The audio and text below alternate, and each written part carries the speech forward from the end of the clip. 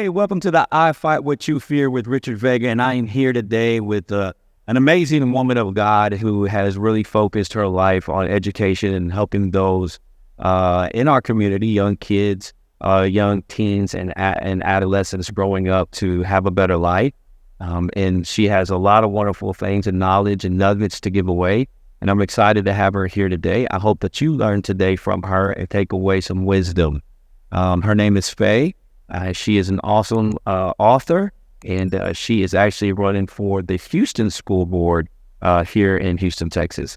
And so let's just dive right in, Fe. A lot of people don't even know what CRT is. They know the CRT and they hear about it, but they're just not educated enough on what it actually is or what it does. Mm-hmm. They either just pick a side because one side of the bird is loud about it and the other side of the bird is loud about their side, right? Mm-hmm. And so they just pick a side about it. So critical race theory, what exactly is that?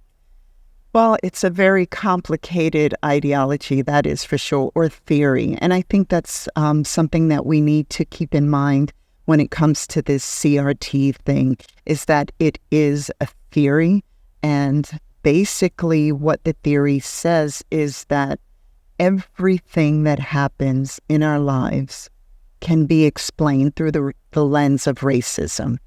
Nothing happens without it being belonging to racism, having to do with racism. And it doesn't matter whether you are of a darker skin tone or a fairer skin tone. If it's happening to you, it's because of someone else's racism.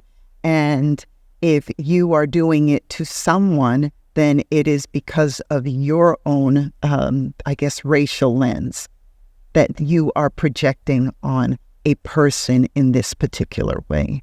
And really, in critical race theory, unfortunately, the darker-skinned people have been cast as victims, and they're being victimized by those who are fairer than them. Or, as you can see, I don't like to use these terms black, white, brown, because I don't see people that way. I just see humans. And I don't like normalizing that language, but I understand too, it's probably easier for a lot of people to understand what it is that this woman is saying exactly. So yes, the white people are the victimizers, and the black and brown people are the victimized. And that's what critical race theory essentially says. Are you mixed? I don't think of myself as mixed. I think a lot of people think of myself as mixed. My mother is a woman of African descent. She was a very dark-skinned woman with crinkly hair. And my father is on the opposite end of the color continuum. He's a very fair-skinned man with fair eyes and fair-colored hair. And he spoke Spanish. Yeah. And his last name was Bencosme. But, again, these things, they don't say anything about who I am as a person. It does not mean that I think a certain way, I eat a certain way, I dress, I just do things a certain way. It doesn't say, that doesn't say anything about me. Right. And so the critical race theory is kind of like the Darwin theory. They could come, these groups of people in the past have taken this theory and said, this is science. This is what it is. And really it's never been proven. And it's just become a theory at the end of the day. And, but the Darwinism really grabbed a hold of the generation and, they ran with it. Where critical race theory, I personally don't believe that. Like you, we are all mixed colors, and here I'll say to the believers out there in Jesus Christ, the Bible does say we're going to recognize each other by our dialect and the nations and who we are. So you're going to recognize me as a Latino male and have been. Now, will you call me Latino? I doubt it, right? Will we spirit form? But however, you will recognize me for who I am. And I know, and God loves all people, right? And Jesus didn't come to die for the Jews; He died for all people, right? And so, has negative things happened to me because of the color of my skin or because of Latino? Yes. However, it's happened to me from our own people. Living in this world, we're going to experience negative impact from all cultures, including our own. And to say that only certain things happen to me because of the color of my skin from white people is just wrong. Period. You know, if and then here's what I don't understand, because you know, Black and brown have adopted the well, I don't say all, but they in our communities has said I'm personally impacted by racism from white people, which is wrong. It's an ideology that comes along and says that white people aren't here to help. They're not gonna, they're never gonna give you that job, or they don't care about your education, and all these other things, right? When that's so far from the truth. All right, when you really get out into the real world, we all struggle, right? We all have our own, all people, whether you're white, Hispanic, Black, Asian, Indian, doesn't matter. We all struggle. We all have our mountains to climb. And it's just it's a victim mentality is what it is. It is. That is very true. Critical race theory, again, it embitters people, I think, and it embitters people on both sides, and it gives people license to feel as though they're victims. And it's doing something terrible to, I think, the spirit of those people who are not necessarily cast as victims, that they are the victimizers, and so they have to, feel badly about themselves, and people are passing that on to their children. And I just think that is just a terrible way to have to go through life. But if I may back up a bit, about something that you touched on, I always say that when we identify ourselves by stereotypes, then we are giving license to stereotypical thinking. So again, a brown person thinks and acts this way. A white person thinks and acts that way. I always say these so-called white people that, we seem to have deemed the boogeyman, I don't know that it's always that, they just don't like Black people. I honestly think for those who may not or may have some resistance there, it might be because, they just don't like what they think Black means. Does that make sense to you? They think Black means being, I don't know, fill in the blank. Let's look to Hollywood for how Hollywood casts what Black means. And you always see these very, I don't know, just less than ideal characters filling that mold of what it means to be Black. And oftentimes, it's not, a good casting at all. We just see these so-called Black characters as, I don't know, drug dealers, rappers. Do we ever really see them as scientists and leaders and entrepreneurs? And guess what? Those people really do exist. I'm thinking, I just thought about a scene in an old Spike Lee movie. And I think this is kind of, what started it for me. Do the Right Thing. Do you remember that movie? Do the Right Thing was, Spike Lee made this movie way back in the 80s. It's set in Brooklyn, and it's set in the midst of all this ethnic conflict between a Korean grocer, an Italian pizza parlor owner, and then the inhabitants of Brooklyn who are of African descent. They feel like, they've been there, it's their community, and these other communities are coming in and taking over.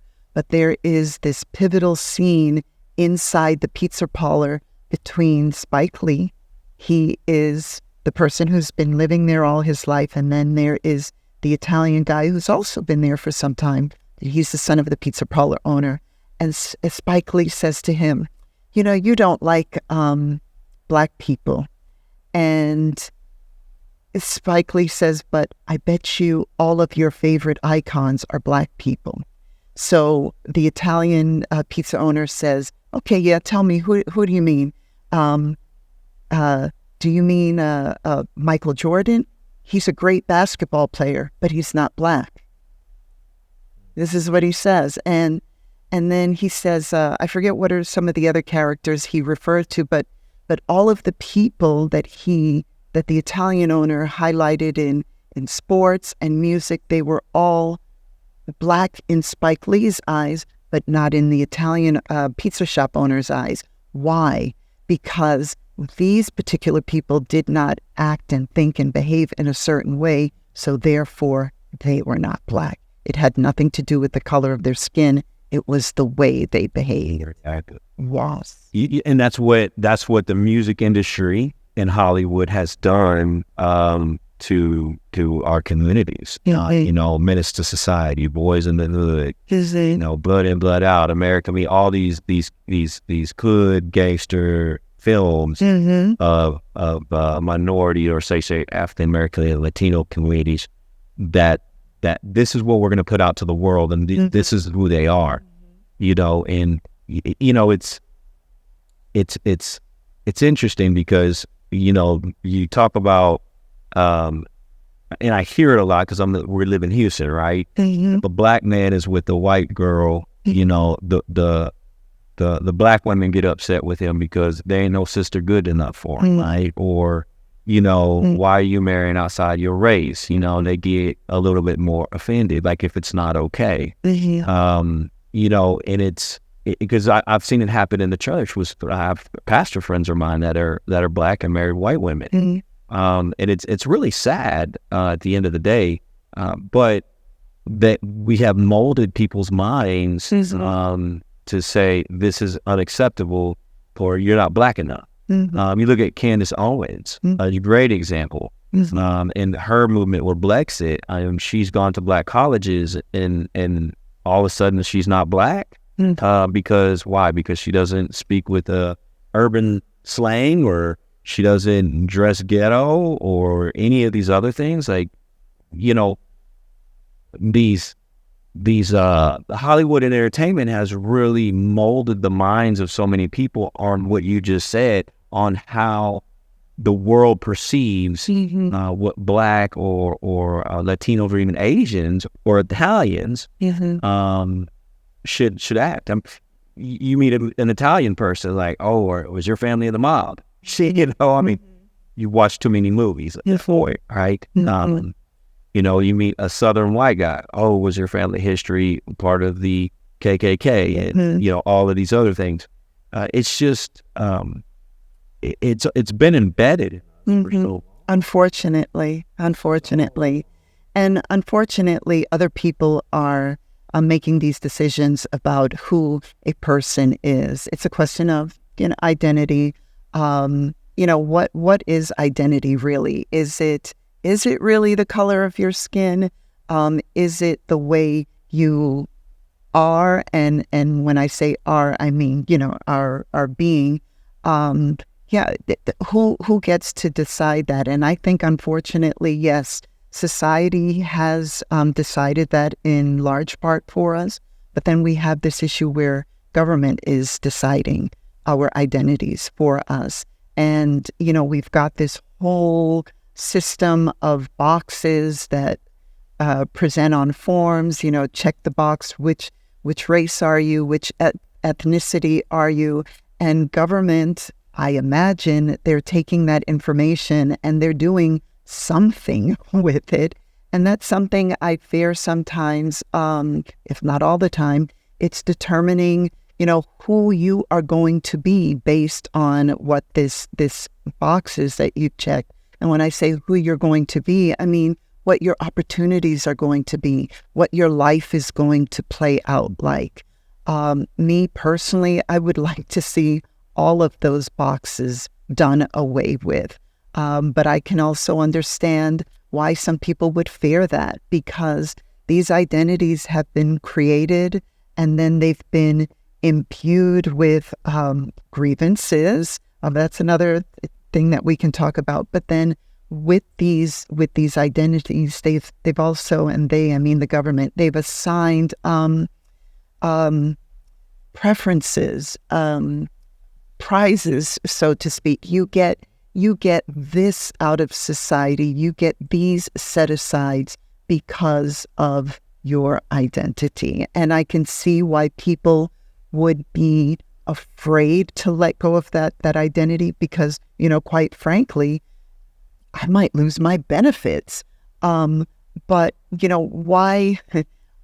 why do we want those benefits? And we should really question, when we accept benefits from government, it's never free. It's never without strings attached. We really are better off in freeing ourselves of those boxes, those limitations, and really just acting in our own humanity and pursuing what it is, what we need for ourselves on our own. No one can take that away from you. Well, my identity is in Christ Jesus. Absolutely. And I believe it was in Acts 17:26 where Paul says that we were all created from one blood. We are created in his image. And I wish that is the message that we could get across to our young people. I think they really need to hear that right now, especially again with critical race theory being not just this theory that was once isolated to the ivory halls of academia, but now, it's being passed on to our school teachers in the teacher preparation programs, and they are taking it into the schools. And, we hear a lot that critical race theory is not being taught in the schools. And I would argue, yes, that's true. It's not being taught in the schools because it's not a subject like math or science or English where you sit down and you say, okay, kids, let's now open our critical race theory book. Again, it is a way of seeing the world, and it's a way of interpreting the world. So we're going to take our critical race theory glasses, we're going to put them on, and we're going to read this particular story, and we're going to read it bearing in mind that all of the characters are either victims of racism or they're perpetrators of racism. And everything that happened in this story is because of racism. And that is what's being cultivated. In critical race theory's been around for decades. It has been. It's my understanding that it started as a legal theory by a bunch of critical thinkers who thought, okay, yes, our system is set up. I shouldn't say yes. Their belief is that the system was set up. The legal system was set up to oppress people of certain skin colors. I'm not a legal scholar. I'm not a legal theorist. I don't know that to be true. That seems a little absurd to me. When I think of our justice system, I think of the lady holding the scales, and she's got the banner, the kerchief tied around her eyes. Okay, yes, I do understand that if you don't have access to money, a certain amount of wealth, then yes, you are not afforded the best legal defense. And in that case, yes, maybe laws do oppress people, and maybe I shouldn't say maybe. Yeah, it's quite possible that they do in our community. Here's what I'll tell the viewers. It was just on racism. I don't want to get too far racism. Racism exists. Mm-hmm. It's a sin issue. Mm-hmm. It's just straight up sin issue. It's not a skin issue. It's a sin issue, and we have to deal with the root of hatred. Is what it is. Mm-hmm. In my personal life, I was targeted. I was walking back and forth. Ever got saved. I was in bars and with my ex-wife and stuff like that. And I was targeted by a group of white men. And I got jumped. I actually got hit with a car, and it was like 8 guys. And they had said I was fooling a white woman's hand. And they beat me up pretty bad. And anyways, I went through the hate crime. They arrested 2 or 3 guys. And they arrested them. And I went through the hate crime process in the state of Texas.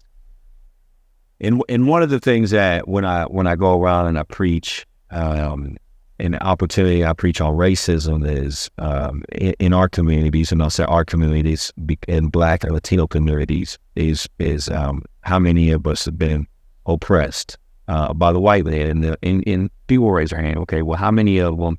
Yeah, how many of you have built up a hatred in your heart for this? Some people may not raise their hand.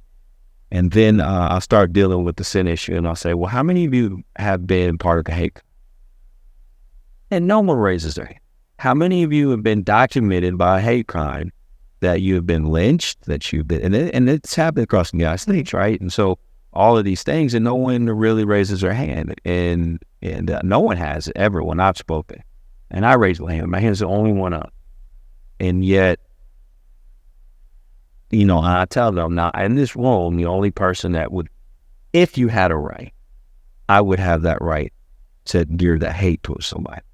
And I choose to forgive. Mm-hmm. I choose to say, I'm not going to group these 8 individuals mm-hmm. into these other Anglo people, right? Mm-hmm. My spiritual father and mother are white. Mm-hmm. My kids were half white.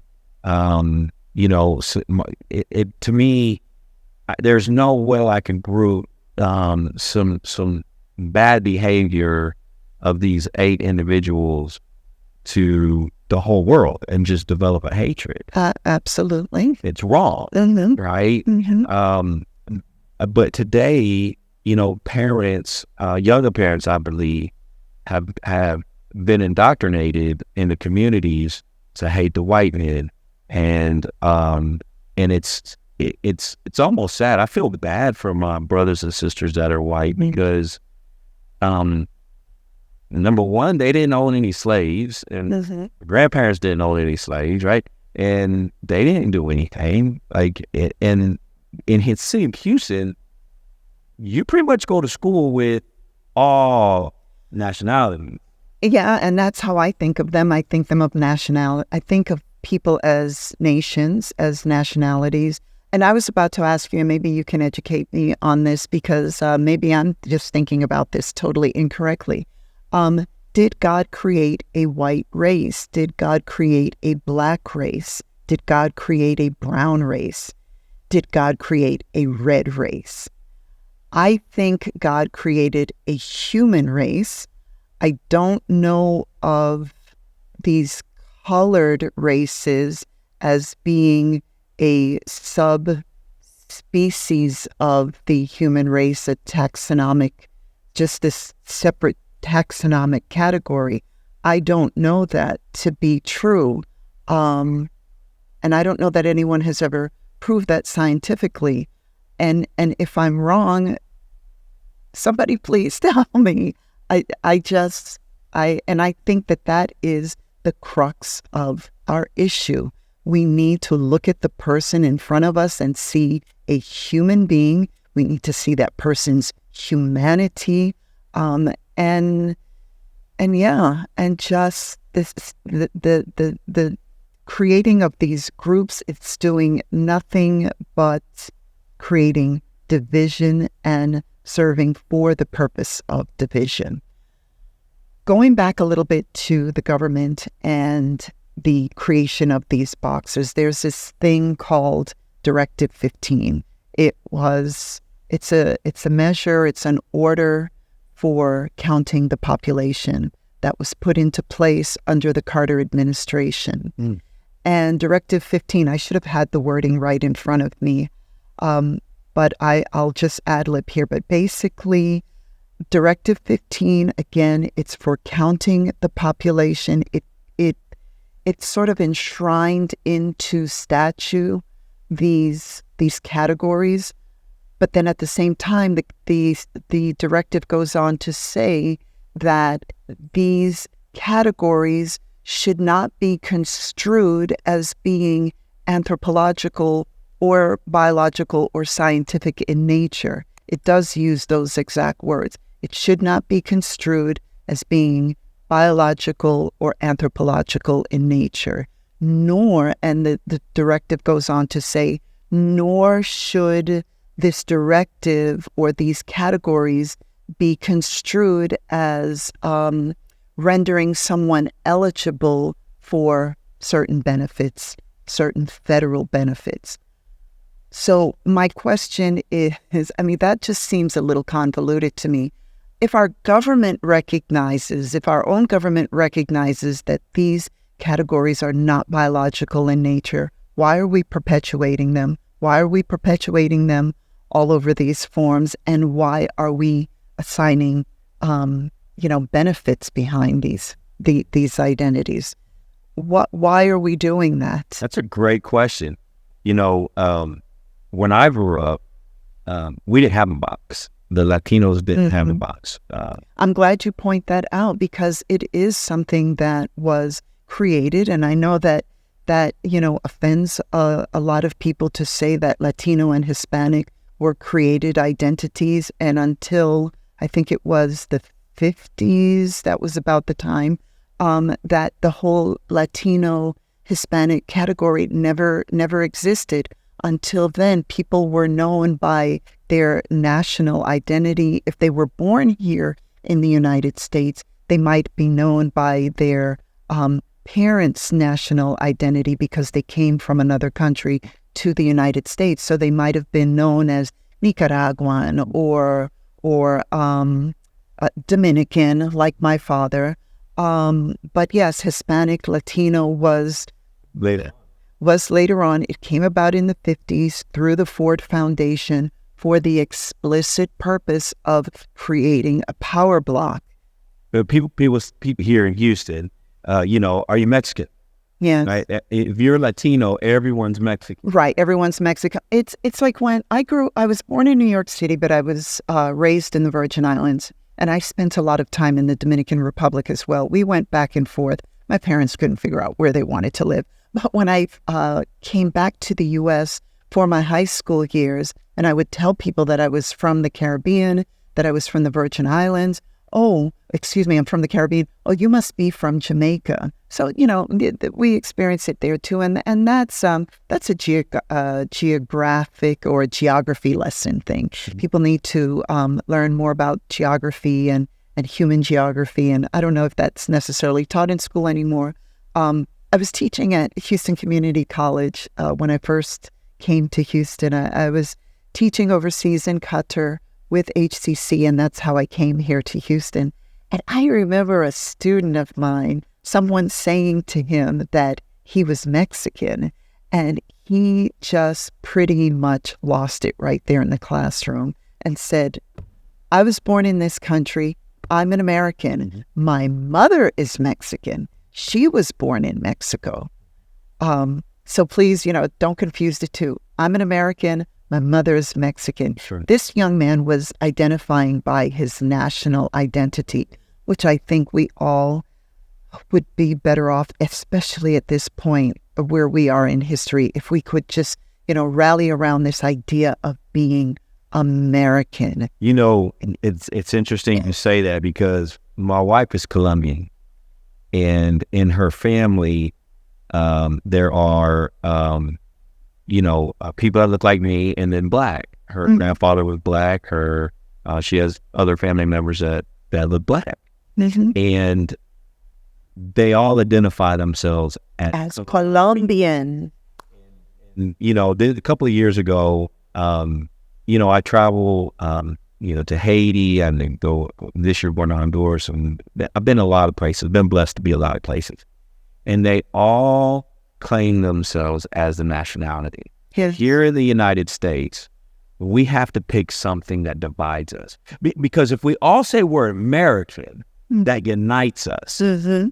right? But if we say, oh, well, I'm this and I'm that, now there's a division. Mm-hmm. But if I'm able to say, you know what, you're American, I'm American, we're going to stand together because we're American, Mm-hmm. you know, that brings unity. It does. It brings unity, and God knows we need unity right now, because there are forces that are working to dismantle the country, and they are outside forces. And as long as they can keep us divided, and not just divided Democrat Republican, but divided black white, if any kind of division that they can stir up, it's better for them and not so great for us, America. And this is why we need to rally around an American identity. And, also for the sake of our children in schools, I'm sorry, I know that, we want to hold on to our heritage, our culture. No one's asking you to give that up. You have your Colombian customs. Hold on to that. We have our Dominican and our Crucian customs. I'm definitely going to hold on to that. But it's not a separate identity that warrants a separate box or a special coddling because you are those things. We are American.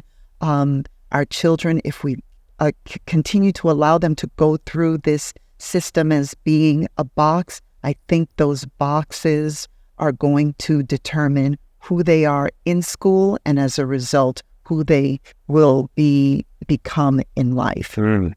That's good. I'm glad we had this conversation because, my son, he's 14, and he's so dead set on making sure he's very light complected, and he sits in the sun and tries to get dark, and he tries to say that everyone at school is going to know him as Mexican, and he started telling his friends to call him frijol or beaner. Hablas español. Hablo español. Excuse me, not you, me. And so I'm like, why do you do that, son? And he's like, because I want them to know, so very, like, it doesn't matter. Like, I told him, was like, look at mom. Mom is light complected, and she's Colombian, so she's Spanish, and your complexion. Your skin color doesn't say anything about who you are. And here is a young man who I'm going to guess somewhere along the line, and it had to be either in school or through the media, that if you are this, you look like this, and you must behave like this thing that you look like. And this is what I am. This is what I'm advocating against.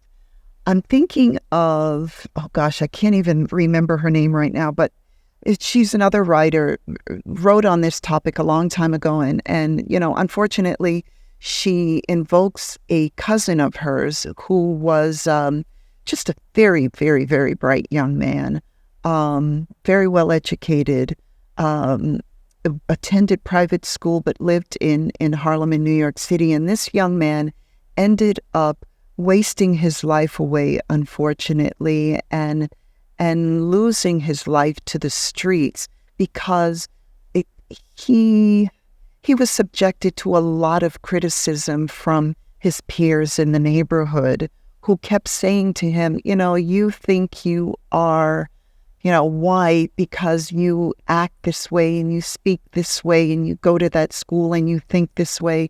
And he thought that in order to be accepted by his peer group, he then needed to just throw off everything, all of his education, and be whatever it was that his peers were telling him that black was supposed to be. And this young man lost his life to the streets. And not to say that that's going to happen to your son, because he's got a great father who's going to, protect him and make sure that he's going to, be his best and he'll be safe. But there are so many young men and women out here who they don't have that guidance. They don't have someone to protect them, and they will fall prey to that sort of thinking. They just need to be themselves, Themselves. Here in Houston, if we're there's a large population of minorities that are Democrat. And when I used to go to some of these meetings, I think a lot of people know where I stand on my conservative side. And people assume because of the color of my skin, the last name that I hold, that I was Democrat. And when and these are, I'm not going to say the organization's names, but these are well organizations. And when they found out I was conservative, I literally had and this is a Latino organization, that and a veteran organization, which I'm a veteran, said, I can't support you anymore, anything that you're doing because you're conservative. And I was like, so all the outreaches, everything that I've done to help the community doesn't matter.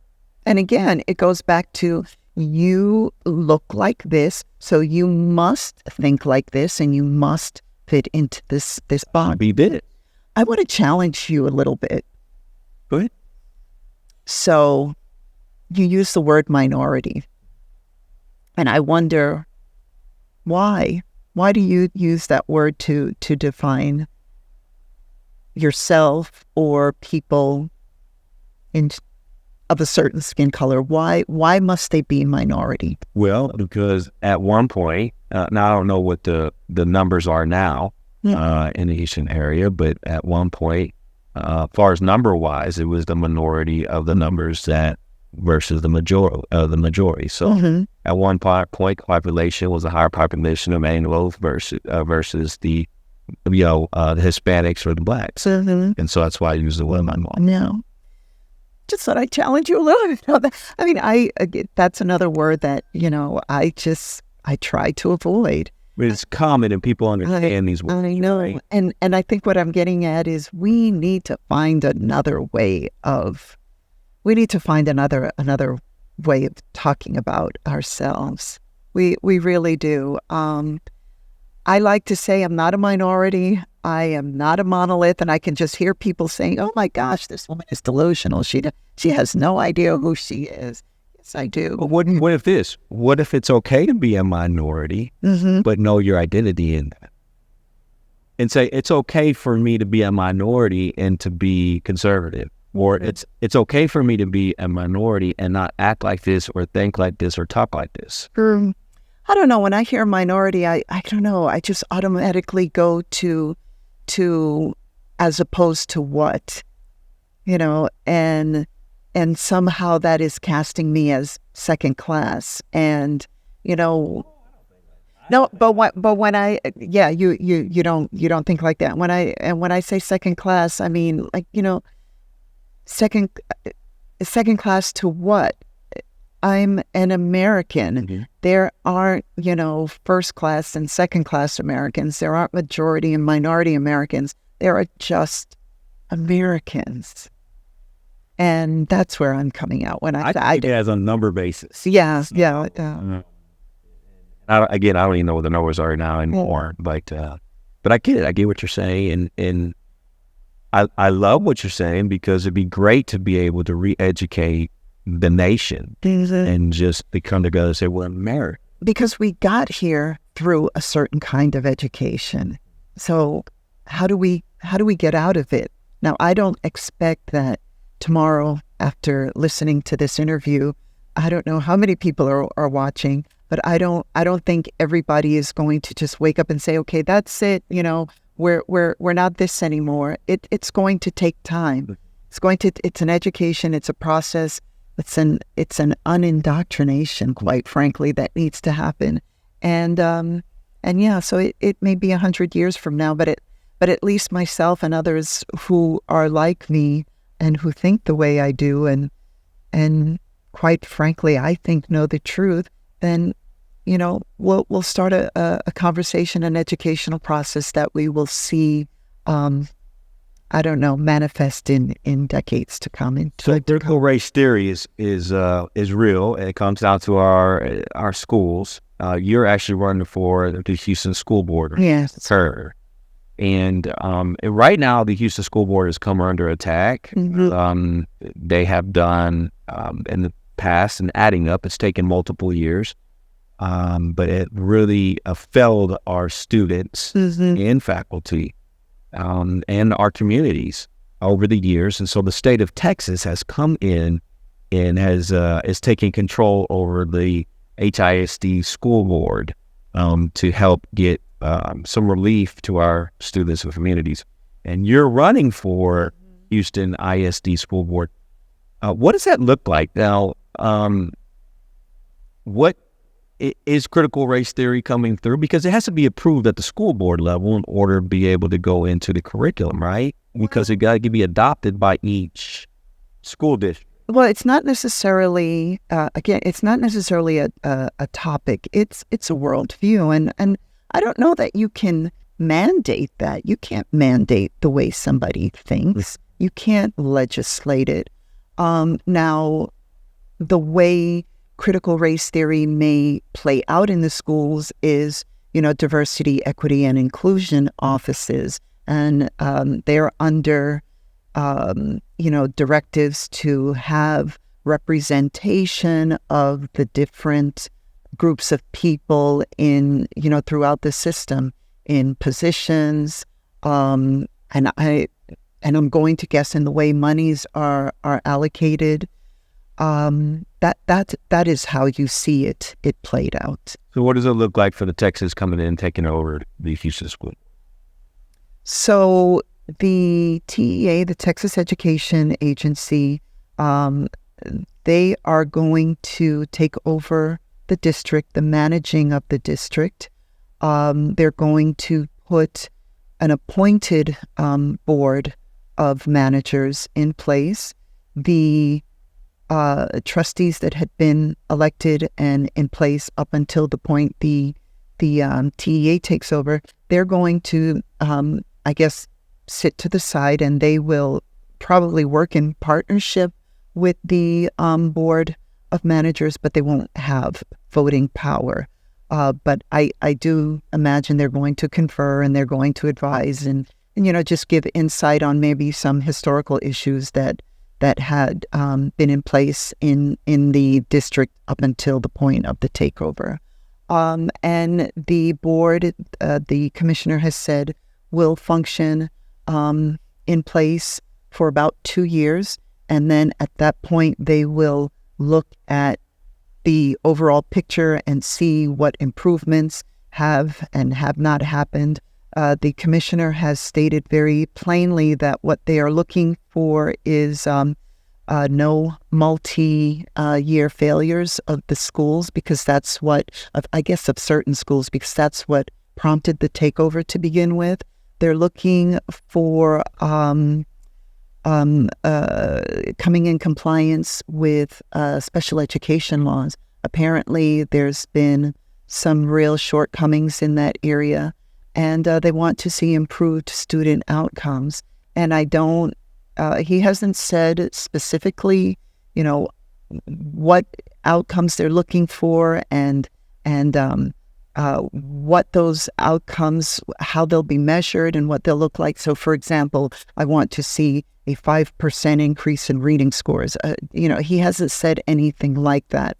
So maybe this is something that will be, worked out as the board starts to carry out its duties. I'm not sure. He hasn't said very clearly. But yes, at the end of the 2 years, that's what they'll be looking at. And then gradually they'll be bringing the elected trustees back into the process. Sure. So it's not going to happen, all the trustees will be brought in at one time. He shared a graph, not the commissioner, but one of his assistants shared a graph at one of the HISD board meetings recently, and they showed how it would be, carried out in parts. Maybe after year 2, then 1 or 2 trustees would be brought back into the process. And then in another year, another trustee or 2 would be brought back into the process. Gotcha. Yeah. So what's your educational background? So I have an undergrad degree, a BA in speech communication and theater, and I like to call that classical light, because my undergraduate courses were in Greek literature. It was linguistic based, economics based, statistical based, and these are a lot of the courses that we just don't, really see in higher education right now. People are taking, again, a lot of courses that are interrogating race and looking at race from all of these different perspectives, as opposed to giving the student a knowledge-based education. I have a master's degree in English, which I did at at George Mason University, and I started a PhD in English with a focus in composition, writing for second language learners, and just really getting to the science of how is it that we can make writing, the teaching of writing from a linguistic perspective, just more feasible for that second language learner. Well, that's an extremely tough master's degree and an extremely tough doctor's degree. I mean, for me personally, I'm more of a numbers guy. Mm-hmm. I in the college I hated writing papers. Yeah. Most students do. But that's great. Mm-hmm. That's really great. So you bring a lot of experience to the board, if elected, and you bring a different a different mindset, really. Yeah, I should say this. In preparing for this role, I'm learning a lot about what it means to be a trustee. And what I'm learning is that there is a lot of misunderstanding about what it is exactly a trustee can and can't do. And we see parents coming to these meetings, these trustee meetings, the board meetings, and they're expressing a lot of frustration with the board, when really that is not where their frustration needs to be directed. The board is really responsible for seeing to it that policy is carried out. They're setting policy and seeing to it that policy is carried out. They're passing a budget, adhering to a budget, and helping the superintendent do as much. A lot of the frustration really should be, I think, directed at the schools directly and maybe at their principals, but in through the structure of a PTA or PTO forum, and a lot of schools don't have that. And I think there needs to be a lot of help in helping parents put those organizations together so that they can better communicate with the school leadership, so that the trustees can do what it is that they need to do. Yeah, it's going to be interesting with the state coming in and seeing what all that does. But I think HISD is very savable, and it can be turned around and thrive. Yeah, we're a great melting pot. Yeah, and it's going to be awesome to watch this younger generation get everything that they deserve. I want them to learn to read. Yeah, I want them to learn math, the highest math possible. Not every student is going to want to and may not necessarily need to study calculus, but every student, I think, should at least learn algebra. Everybody needs an education that is going to enable them to flourish as a human being to the highest extent possible. Last night I was talking to a friend, and we were talking about the education of shoemaking. And we think of shoemaking as just this thing where, we're going to slap this piece of leather onto another piece of leather, sew it up, and there we have a shoe.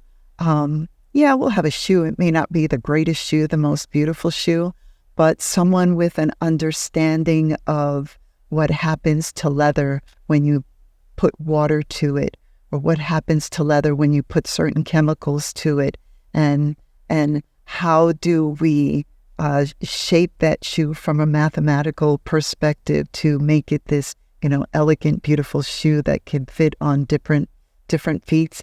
When someone has that understanding, they can create a beautiful shoe, an extremely beautiful shoe. and then they can turn around and sell that shoe for $1,000 maybe, So yeah, we need education that just really, it informs, educates the human and allows them to do whatever it is that they want to do. Oh. Now, you're also an author. Yes. You wrote a book. Yes. I should let you go ahead and... No, you go ahead and tell us about why did you write this book, and then give us a glimpse in it, and then let us know how we can get to it. So I wrote the book because of, what we were talking about initially. Just as a person who comes from this, dual background, I've got this mother who is of African descent. I've got this father who is of European descent, and people were but he's Spanish speaking. Yes. And people were always trying to, force me into this box at the expense of another. Pick one. Yeah, pick one. And I'm sorry, I can't. I am not going to choose my mother and at the expense of my father, and I'm not going to choose my father at the expense of my mother. I have two parents, thank goodness, and I'm not going to deny either one of them, and I'm not going to privilege either one of them either. I'm sorry. My kids, I come from a blend. My kids are we have a big family, and my wife blended family. But from my previous marriage, my ex-wife, we have 3 kids. They're mixed. I'd say mixed. Okay. Mm-hmm. I know some people like to think of it that way, and that's okay. But I used to ask my kids when they were growing up, what do you consider yourself? I was just curious, and because they would always say, when you come eat lunch with me, Dad, because they're light complected, they're like, that's your dad, he's dark, and they couldn't believe that I was their father. I said, what do you pick? What do you, what do you tell people? Are you, are you Mexican or are you white? Which one? And they're like, well, both. I'm both. I mean, and I'm like, wow, like, I never had that option, I didn't even get a box. And neither did they, because they didn't get a box of mixed or, whatever it is. And I just always thought that was so interesting because, and they were young. I'm talking in 6th grade, 7th grade, 8th grade. And I was just curious to where their minds were. Mm-hmm. And I'm like, I'm both. So and people can choose what they want to be, how they want to identify. Not everyone needs to agree with me or identify as I would hope that everyone would, because I really do think it would just resolve a lot of our issues if we could just look out at each other and see humans. I'm a human. I identify as human. All the other stuff, again, it's culture. It might be the music I listen to, the foods that I like to eat. It's the language I speak sometimes. But again, it doesn't say, anything about, me as a person. I don't think in a certain way. Because of that, I don't need to be educated in a certain way because of that. Yes, language, yes. In order to teach someone English, there are some things we need to understand about that person's language and the structure of that language to help them learn the language, the target language more efficiently. I agree with that, yes. But yeah, getting back to my parents, I've got these 2 parents. I can't divide them. You cannot, I'm sorry, you can't pour my blood into a cup and say this part is African and this part is, the Spanish-speaking guy. It's just not possible. So, and growing up with that and people constantly wanting me to choose frustrated me to no end. And I wanted to write a book like the one I wrote. I'd been wanting to write it for a long time. And then the riots of 2020 happened, and I thought, oh my gosh, we're falling apart. If we're headed for a really bad place if we don't get this thing, this race issue, reconciled. If we don't resolve this, so I sat down and I wrote the book, and admittedly out of a little frustration too, and I hope I can tell this story. And this is the first time I'm going to tell this story publicly, and I'm a little sorry to have to tell it. But at the time, I was attempting to be part of a pastoral council. And I do feel that there was some skin color representation that went into determining who should be on this council. And it just felt like, I couldn't be a part of the council because no one was really sure which box to put me in. So there was the one Black person, and who, by eyesight was clearly Black. That person was put up to represent the Black part of the congregation. Then there was the Spanish-speaking people who represented the Spanish-speaking congregation, and then the same for the Vietnamese-speaking part of the congregation. And yeah, it was like, okay, we've checked all our boxes. Everyone meets ocular proof.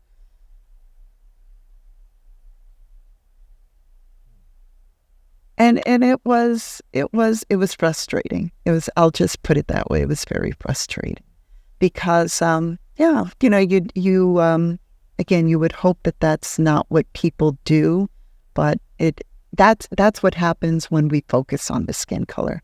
And we may be losing, and I know it may sound a little egotistical and a little arrogant, but when we focus on just that, we might be losing other great possibilities as well.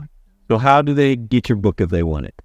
Amazon.com. Amazon.com. And what do they do on Amazon.com? They look for Fe Bencosme, Fe Bencosme, or the easiest thing to do is You Are Not Your Race, Embracing Our Shared Humanity in a Chaotic Age.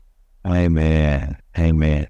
Well, I want to thank you for coming out and sharing all your wonderful thoughts. And thank you for being a part of us. Thank you for stepping up and running. Please. And I hope that you win. And me too. I hope you do some great things on that. I want to do what's best for all children, irrespective of their last name, the language they speak, the color of their skin. I want all children to get the very best possible education so that they can go out into the world and invest in whatever culture it is that they choose to invest in. And that could be entrepreneur, that can be an academic or a scholar, it could be a parent, it could be an artist. But society is better off when we have these human beings who are well educated, they are knowledgeable in the facts of our history, they're knowledgeable in science and math, and knowledgeable in our government, the system of our government. These are the people who can go out and do just great things. I believe him. Well, thank you guys for tuning in. Make sure to like, share, comment, and make sure you share the podcast. I hope you really enjoyed it. This is I Fight What You Fear with Richard Vega. God bless.